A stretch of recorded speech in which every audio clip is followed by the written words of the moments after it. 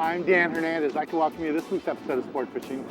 So today we're back aboard the Ranger 85. We're fishing Santa Rosa Island. We're bottom fishing right now. And first drop of the day, and I think I got one already. So this will be the plan for today. We're going to be drifting in here close to the island, looking for rockfish. There's a fish there. Yeah, here I got one here. Yeah. Little rockfish. So this is what we're going to be doing today, fishing aboard the Ranger 85, looking for rockfish like this, some reds, other kinds of rockfish, just drifting along the bottom. So stay tuned for this week's exciting episode of Sport Fishing. Welcome to Sport Fishing with Dan Hernandez.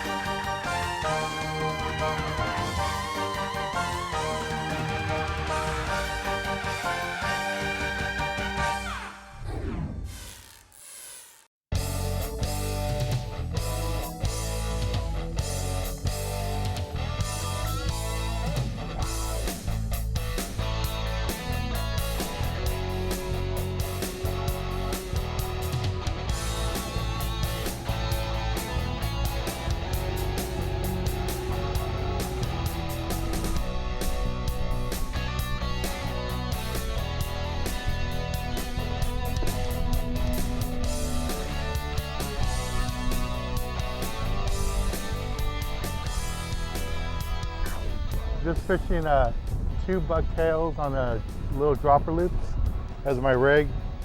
You could just go with straight hooks, but I like having the bucktails. That way they kind of work like large shrimp flies in case I lose my bait. It can still get bit. Here comes my fish here.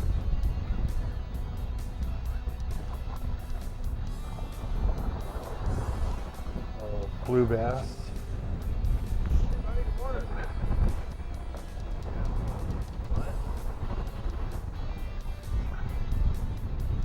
Little rockfish we're trying to catch here.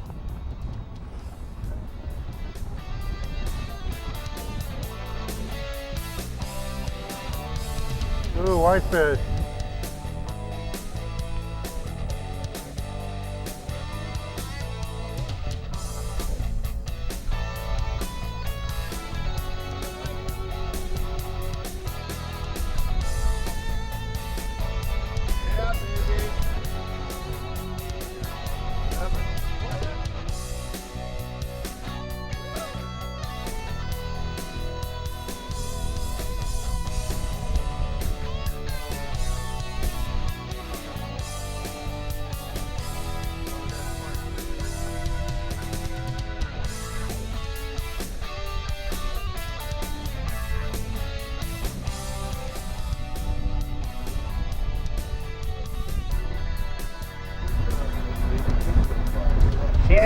You entered the jackpot, didn't you?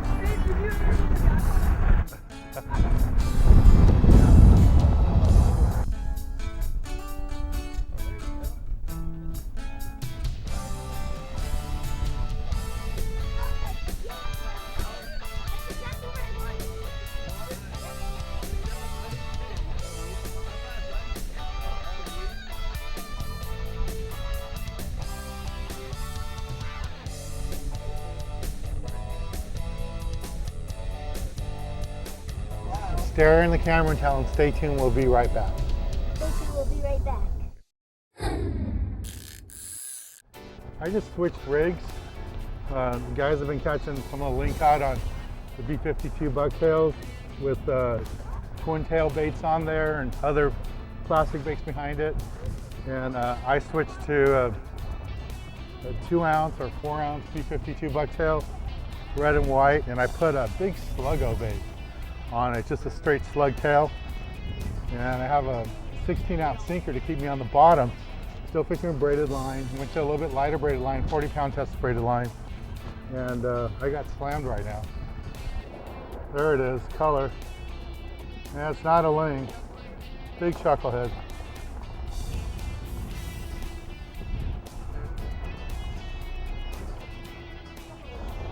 Nice chucklehead. Oh yeah, there's a red. Thanks. Inhale that sluggo. The bucktail. And when we pull this out, you'll see how big this bait is. And I know most people would think it's just way too big to catch fish up here, but as you can see, that fish had no problem swallowing that huge bait. That's a B52 bucktail, sluggo bait, and a nice quality rockfish that I'm going to enjoy for dinner over the weekend.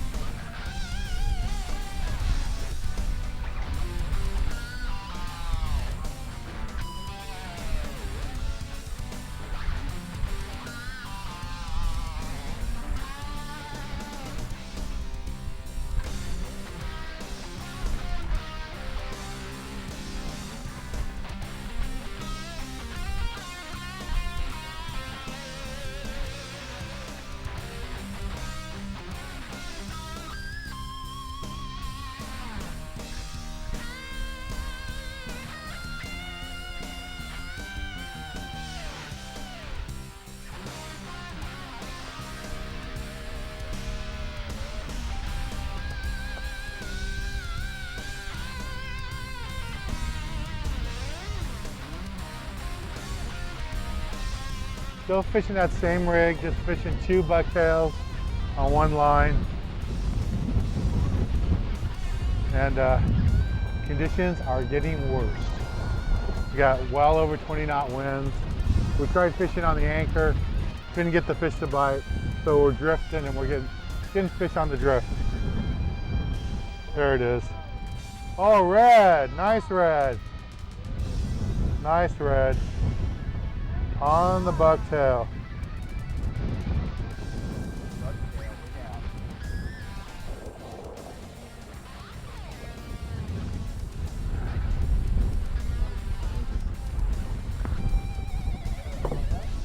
Beautiful red. We're on the front side of Santa Rosa? Back side of Santa Rosa. And that's San Miguel out there. That's where we wanted to go, but these winds and conditions and stuff, we couldn't get there. Again, just fishing the bucktails. One with sardine and the other one cut squid. And this one ate the squid. All right, well, stay tuned. We'll be right back with more action aboard the Ranger 85. Thanks.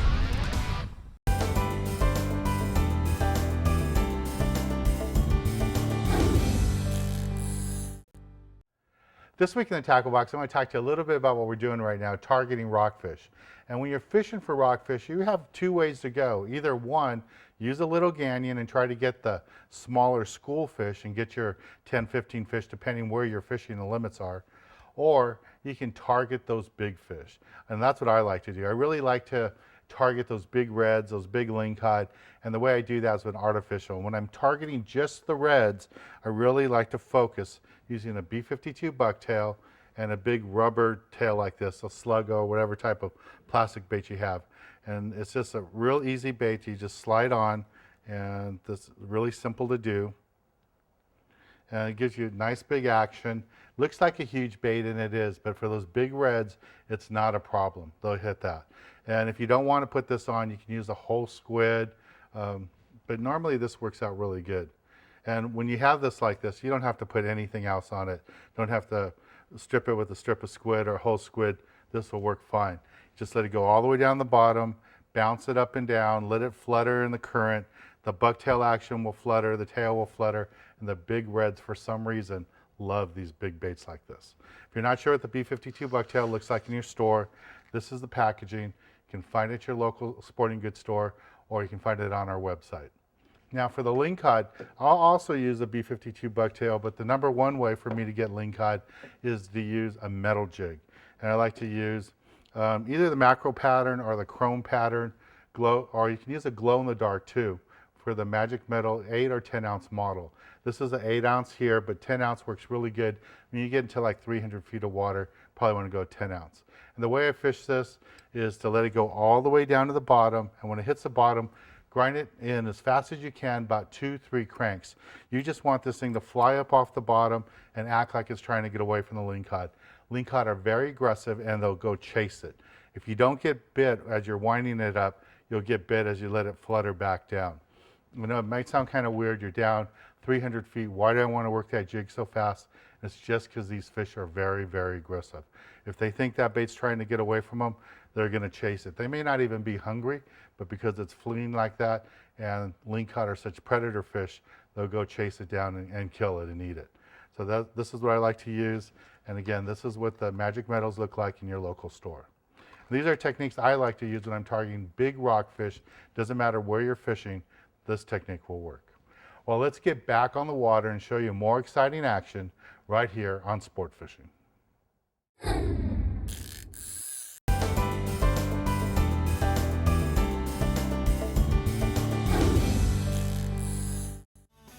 The Ranger 85 is a large sport fisher that operates both out of the Channel Islands and down in San Diego during the summer months.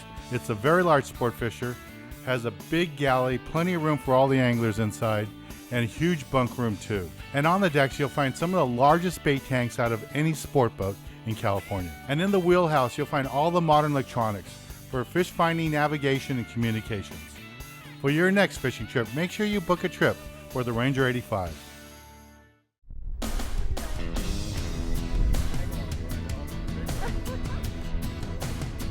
I have your line.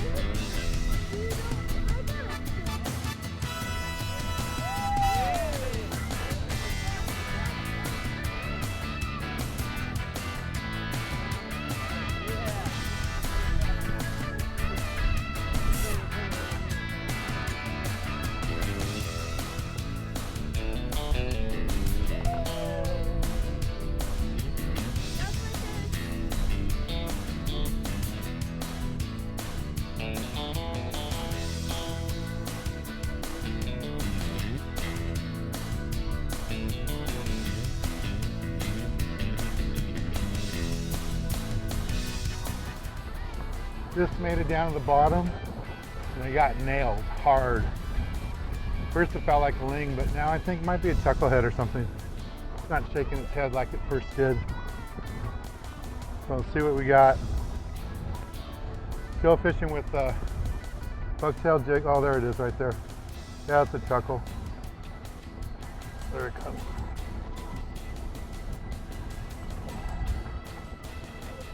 Got it on that whole sardine.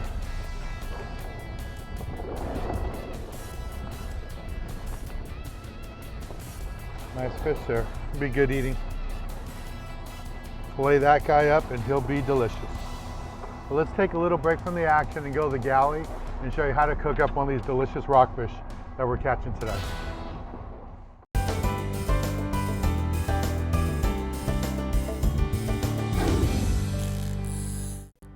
This week in the galley, we're on my boat down here in Long Beach, California, and standing next to me is Chef Keith Allman. Hey Keith, thanks for coming down today. A pleasure to be here. I met Keith on one of our charters and came up to me, introduced himself as a chef, and I said, why don't we do a segment together? So what do you have planned for us, Keith? Well, today I have planned using the Dan Hernandez fish batter, Japanese tempura style vegetables and rockfish. The difference between the tempura batter or the Dan Hernandez fish batter and the instructions that that are on the bag and what we're going to do today is that we're going to mix it with soda water instead of beer or water. So we have 1.5 cups or 1 bag of the Dan Hernandez fish batter, and instead of water or beer, we're going to add 1.5 cups of soda water. Just regular soda water. Regular soda water. Add that to the mixture, and then to keep it clumpy, we're going to use chopsticks to mix it. So Keith, it looks really watery. Is it supposed to be this watery? Yeah, watery and clumpy is fine. It's going to be more tempura style this way. It's going to be thinner and lighter. Okay, cool. So we're going to put in a couple pieces of asparagus, some Japanese eggplant, some onion, and notice I put a toothpick in here to hold the onion all together. And some rockfish. Notice how I cut the eggplant. I hold it open like that before I put it in. See how nice and thin that is? That's just right. When you're dropping ingredients into oil like this, you always want to drop away from you. That's probably a good point. Yeah, because when it's really hot, it's going to splash. I can't get over how thin the coating is on this. Wait till you see how it comes out. And I'm going to show you a trick that the Japanese use for their tempura too. Now, pick up the bowl, put a little bit, and drizzle onto your vegetables some of the batter, and it's going to add a little bit crunchiness and some fingers of crunch that kind of come off the vegetable. But that is cooking up nice and light. Yeah, see that? You want to have a plate ready with dry paper towels. I like to use tongs so I can shake it off a little.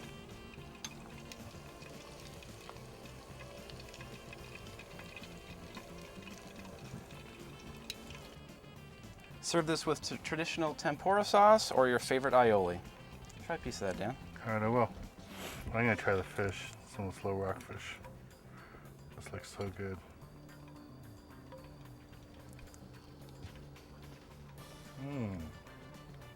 Nice and light. That is totally different. I never thought of using my fish batter to make tempura, but it works out great.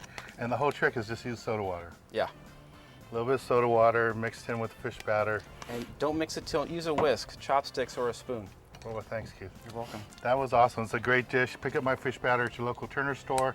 Supermarkets have it. Order it on our online store. Remember, half the proceeds from this go to help fund my youth foundation.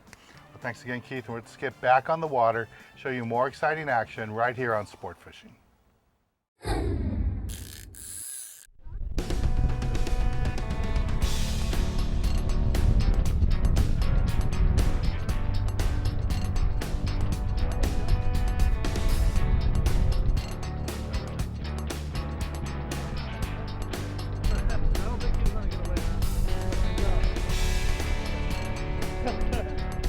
This fish is coming up toward the surface now. It's way out there. There it is on the surface. What is it? There you go, chucklehead. There it is out there in the swell.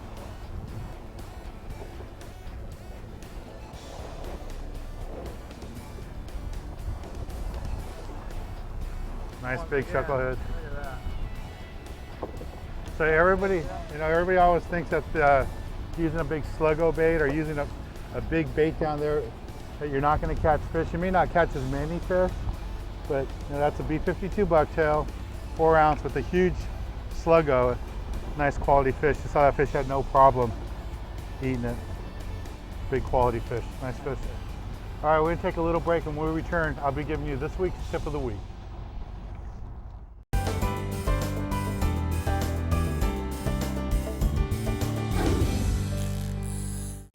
For this week's tip of the week, I want to talk to you a little bit about what we did today on the Ranger 85. We're out here at Santa Rosa Island. We had really bad conditions, lots of wind, a little bit of swell, but just tons of wind. At the end of the day, we had wind close to 30 knots, so we had to call it a day. But most of the guys got limits. We had about half the people on the boat had limits, and about the other half were really close to limits. So we did good fishing. But the way we caught those lingcod was fishing a bucktail jig, 4-ounce models and 2-ounce models. They either had squid strips on here or a sluggo bait like this. Worked out really good. I know it looks like a big bait, but to those lingcod, it was nothing. I even caught a couple of nice big chuckleheads fishing this rig. Now, in today's conditions, this wasn't heavy enough to get to the bottom. I had to use a 16-ounce and 12-ounce sinkers to keep that bait on the bottom. It's a little unconventional to use a big bucktail with a sinker, but that's what we did today to catch a fish. That's this week's tip. Bringing something like this with you won't be disappointed. It worked really good. I want to thank Captain Alex aboard the Ranger 85, the whole crew, Manny and everybody, David in the galley. We had a great time fishing today out here. It was tough conditions, lots of wind like you saw today, but the fishing was really good. Well, I'm Dan Hernandez, hoping you enjoyed this week's episode of Sport Fishing, and I hope you join us again next week as we go looking for more of the best in sport fishing.